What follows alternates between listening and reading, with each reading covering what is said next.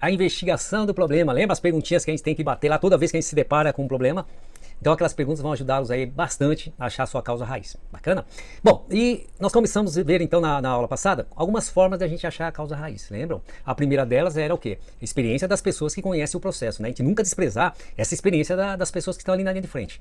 E hoje nós vamos falar de uma ferramenta chamada brainstorming. Que brainstorming, a palavra em inglês significa o quê? Tempestade cerebral. Brain é cérebro, né? Storming é tempestade. Tempestade cerebral, né? Tempestade de ideias. Ideias do quê, Ricardo? No caso aqui, ideias de causa, né? Para quem nunca fez aí um brainstorming, né? Ele é bem bacana, ele tem algumas regrinhas. Então, brainstorming, gente, é quando eu quero buscar uma alta quantidade, uma grande quantidade de ideias num curto período de tempo, né? Então eu vou reunir um pessoal. A gente nunca faz brainstorming sozinho, tá, gente? A gente precisa ter uma equipe, né? E quanto mais pessoas tiver, melhor, tá certo? Então eu reúno essas pessoas para buscar o quê? Uma grande quantidade de ideias para possíveis causas daquele meu problema, tá bom? Então quais são as regras da gente fazer esse brainstorming, né? Essa chuva, essa tempestade de ideias. Bom, o que eu posso fazer dentro de um brainstorming, gente? Lógico, é buscar a quantidade de ideias. Então quanto mais ideias eu tiver, melhor, tá certo? Não importa aí a quantidade, quanto mais, melhor. Bom, depois, todos precisam compreender o ponto exato do porquê que nós estamos fazendo aquele brainstorming. Deixa bem claro para ele, ó, nós estamos fazendo esse brainstorming para achar as causas da mancha preta no copinho de plástico tal. Todo mundo precisa entender isso, né?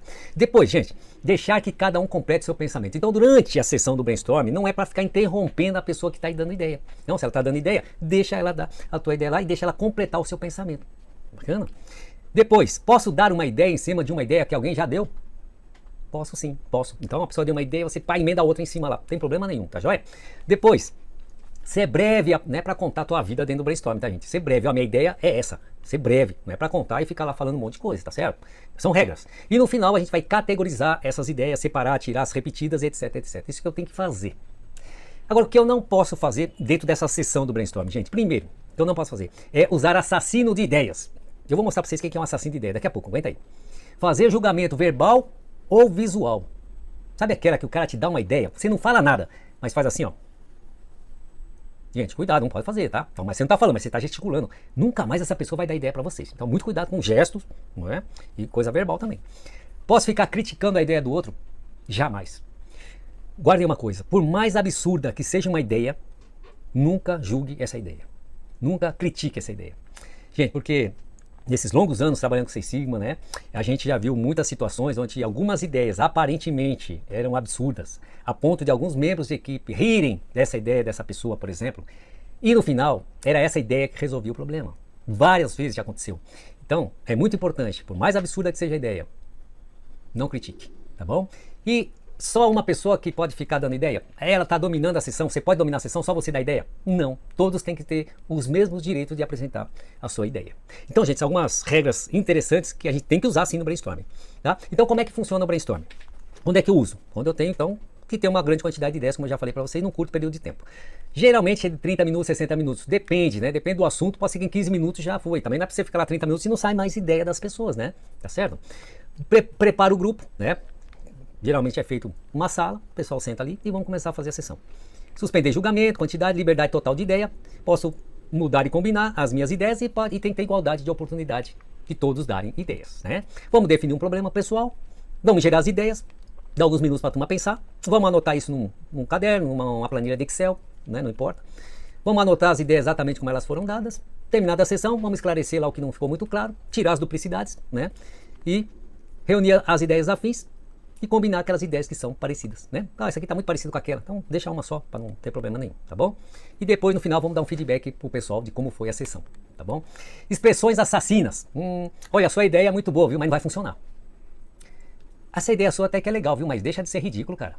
Tá vendo, gente? São algumas expressões que não pode fazer, não pode falar. Isso aí vai inibir a pessoa, né? Por isso que é assassino, você mata a ideia da pessoa. Ela nunca mais dá ideia para você. Então muito cuidado, tem alguns exemplos aqui para vocês, para tomar cuidado, tá bom?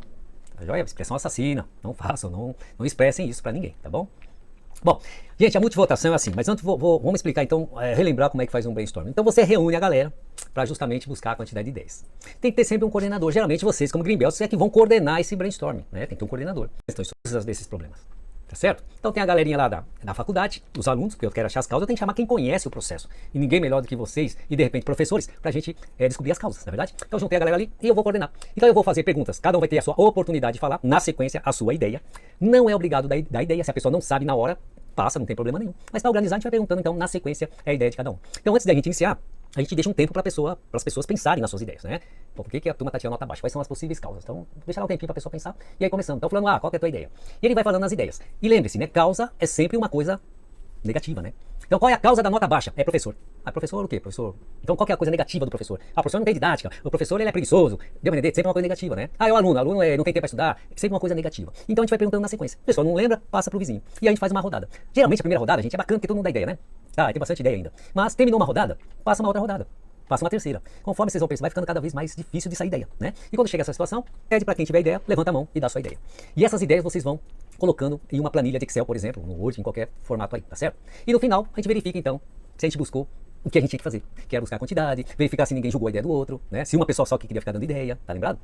Bom, feito isso, vamos dizer que eu saí com 20 ideias de causas da nota baixa na faculdade. 20. Aí eu pergunto para vocês, das 20 que o pessoal falou, qual será a causa raiz dessas 20? Eu não vou falar que foi a minha, né? Porque eu que dei. Gente, então, como é que eu sei daquelas 20 qual que é a causa raiz, hein? Para isso nós vamos usar isso aí que tá no slide, que é chamado de multivotação. Então, o que seria a multivotação? Você tem lá 20, o que você vai fazer? Você vai fazer com que cada um da sua equipe escolha entre as 20, metade, 10, que eles consideram como sendo as potenciais causas raízes do problema.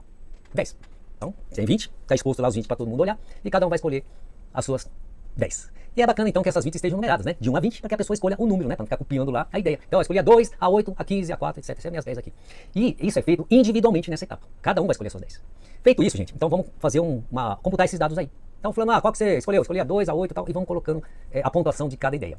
No final, vocês vão perceber que sai uma coisa interessante, vocês podem fazer esse teste dentro da faculdade e vocês podem fazer um brainstorm com seus amigos. Vocês vão perceber que vai ter 1, 2 ou 3 ideias que a maioria vai votar. Pode escrever isso que eu estou falando para vocês, isso é uma coisa normal de acontecer e também é um princípio universal que nós vamos falar um pouquinho mais para frente lá. Então, vocês vão ter poucas ideias que vão ter mais pontuação, isso é bastante interessante. E aí, gente, de repente saiu uma lá, que era professor com falta de didática, de 10 pessoas, vamos supor que tenha 10 pessoas no grupo, 9 individualmente disse que era o problema da didática do professor. Gente, de 10, 9 votando individualmente, está dizendo que o problema é didática do professor. E eu vou dizer uma coisa para vocês, hein? Essa aí tem grande, mas grande chance de ser a causa raiz. Agora, como é que eu sei se é? Só testando. Não tem outra forma, né? Então, como é que eu sei se é? O que eu vou fazer? Vou pegar os professores, vou melhorar a didática deles. Vou dar um belo treinamento para melhorar essa parte deles e vou medir a nota dos alunos. Então, quando eu fizer isso e depois medir a nota dos alunos e descobrir que a nota não subiu, ficou a mesma coisa. Então, não é essa a causa. Vamos buscar quem? A segunda agora, de maior pontuação. Dá pra entender como é que a gente faz, gente? E a gente ataca o quê? Sempre uma causa de cada vez, na verdade. E por que ataca uma causa só de cada vez? Porque, às vezes, atacando só essa, já me resolve o problema. É assim que a gente faz. Então, gostar da multivotação é uma coisa bem democrática, sem pressão de ninguém, né? E a gente sai com um resultado muito bacana aí, tá joia? Então, façam brainstorming e multivotação. E ataquem aquela de maior pontuação. Joia? Bom, na próxima aula, vamos falar sobre 5 porquês, né? Não podia ser 4, Cadu? Podia ser 8? Vamos falar então um pouquinho dessa técnica que eu gosto bastante. E a gente, então, na próxima aula, 5 porquês.